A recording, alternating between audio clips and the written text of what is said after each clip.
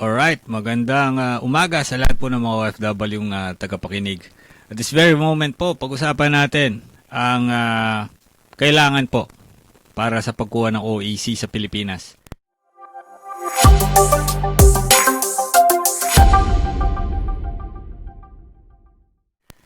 Kailangan mo ba talaga ito or hindi?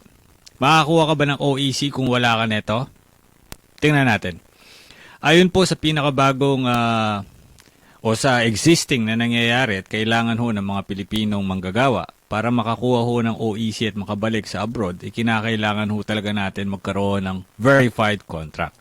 Ang verified contract po ay kinakailangan ng mga taong babalik sa same employer, lumipat ka man or hindi. Okay, lumipat ka man or hindi, kinakailangan mo. At sa lahat ng mga domestic worker, kinakailangan ho ito. Alam niyo, sa mga kasambahay kasi normally hindi sila binibigyan o ayaw na nila kumuha ng verified contract dahil inaakala nila na kagaya sila ng skilled workers na kahit babalik po sa same employer, okay lang na wala akong verified contract. Pero nagkakamali po. Sa mga household workers po, kailangan po talaga natin ng verified contract. Ngayon, kung titingnan natin ang mga kailangan po natin, ito po ay galing sa Migrant Workers Office Riyadh Central Region Office po. Iba-iba po yung mga kailangan ng mga skilled workers at ng atin ho mga OFW kasambahay. Pero pag-usapan muna natin sa mga kasambahay po. Over here mga kapatid, makikita nyo po, meron tayong household workers balik manggagawa. Ang balik manggagawa po, tinutukoy dito is yung kontrata po. Okay, kontrata po ang tinutukoy dito. Wala nang iba.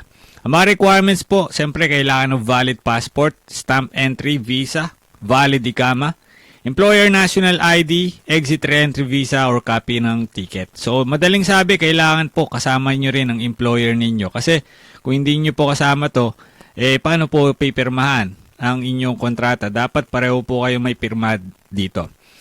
Kung titingnan po natin ang standard contract po sa mga household workers, ito po yung kailangan na pilapan ng mga kasambahay, especially kasama rin po ang inyong employer. As you can see, magkaiba po yan, meron pong Arabic at meron pong English translation. Sa kaliwa po, English, sa kanan po, Arabic. Kung sino po ang inyong recruitment agency, dapat nandito. Kung sino po ang worker, dapat nakasulat. At sino po ang kanilang Philippine recruitment agency, dapat nakasulat. Tandaan niyo po, kung sino po ang inyong employer, yun din po dapat ang nakasulat sa inyong kontrata. Hindi ho pwedeng hindi. Kailangan ho talaga yan. Kung titingnan ho natin, sa lahat po ng mga OFW, yung mga kaso nila, iba-iba ho yung mga employer nila. Hindi ho sila yung employer nila na pinagtatrabahuan, magkaiba o magkasalungat sa kontrata po. Violation po yun mga kapatid. Pag gano'n na nangyari sa inyo, violation po. Dito po mga kapatid, ang pinag-uusapan natin yung mga nagbabalik na kasambahay sa same employer nila.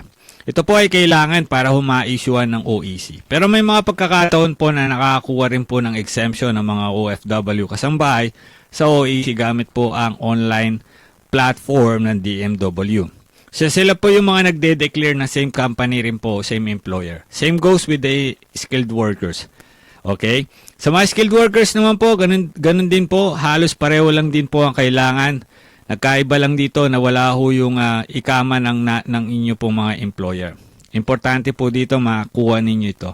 May bayad po pala ang pagkuha ng balik manggagawa. 40 SR po ito and or contract verification on transfer to the new sponsor po. 40 real po yan. Kasama po yung additional payment for 94 SR sa OWA membership. Lilinawin lang po natin, ang OWA membership po ay na-expire every 2 years. So kailangan nyo pong i-renew yung OWA membership ninyo after po ng 2 years, especially for those OFW na magbabakasyon. Baka mamaya tanungin mo, pwede bang mag-renew niyan sa Pilipinas? Pwede rin po, wala akong issue doon. Kung doon nyo na po balak mag-renew ng inyong OWA membership, wala pong problema doon. Dito sa Saudi Arabia, 94 SR po, sa Pilipinas, 1,300 na yata ito kung di ako nagkakamali. Ano po? So same lang din po, bibigyan kayo ng kopya nito mga kapatid sa mga skilled workers po. Bibigyan kayo ng kopya, standard POEA employment contract. Ito po yung mga tao po, kailangan lang po dito yung mga taong babalik sa same employer, nagbago ang kontrata, nataasan ng sahod, etc. At yung po mga lumipat ng sponsorship. So yung mga lumipat po ng ibang employer, skilled workers po, kinakailangan nyo po ito. Hindi pwedeng wala kayong verified contract kung lumipat kayo ng ibang employer dito sa Saudi Arabia bago kayo umuwi.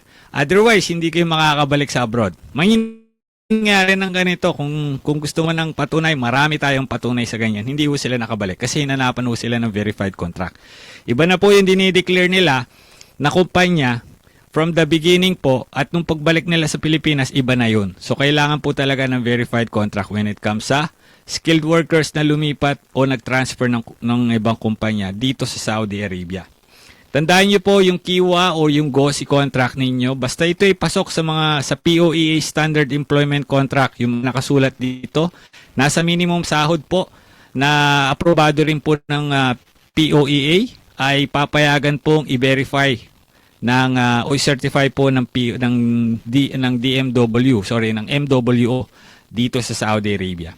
Sa mga transfer naman, as we are speaking, transfer of contract po, requirement for verification employment contracts who have transferred their sponsorship and going for vacation. Kailangan po ng POEA employment contract or Kiwa company contract signed by both parties po and authenticated by the Chamber of Commerce po. Importante po yan, meron kayong authentication ng Chamber of Commerce. Pero mostly kasi ginagawa po ng polo dito, okay na yun kahit wala ho silang Chamber of Commerce na signatory o yung stamp po. Pinapayagan naman yan. Copy of new ICAMA with the new employer po. Passport ng worker po, exit re-entry at round trip ticket. Baka magtatanong kayo, pwede ho bang mag-renew ng kontrata o magpa-verify ng kontrata even if hindi kayo babalik o hindi pa kayo uuwi sa Pilipinas? Pwede po yon. Iba yung sistema nun, kapatid. Sa mga nagtatanong po pwede po yon, wala akong issue doon. Sa lahat po ng mga OFW na nandito po sa Saudi Arabia, iba po yung polisiya, iba yung requirements, iba yung policy when it comes sa processing ng verified contract sa Riyadh, sa Jeddah at sa Al-Khobar, magkakaiba po yun. Sa Riyadh po, kailangan po ng appointment system. So, ang gagawin nyo lang po, pumunta lang kayo dito sa appointment. Yan, nasa taas po. Yan po yung tingnan ninyo sa appoint.poloksa-ph.com/services/1. Okay? And then, click nyo lang po yan. May makikita kayong, meron kayong makikitang button ng inyo pong appointment. Sa Jeddah naman po, wala naman hong issue yan. So, liwanagin lang natin, hindi kayo makakabalik talaga kung wala kayong exemption ng OEC at kahanapin pa kayo ng inyo pong ng verified contract. So, if I were you mga kapatid, di baling paglaanan mo ng oras ito, maubos yung oras mo sa pag-secure ng kontrata mo kesa naman sa magka-problema ka pa sa bansang Pilipinas. Pabalik sa Saudi Arabia. Mas mahirap yun, Maraming salamat kapatid. Mabuhay ka.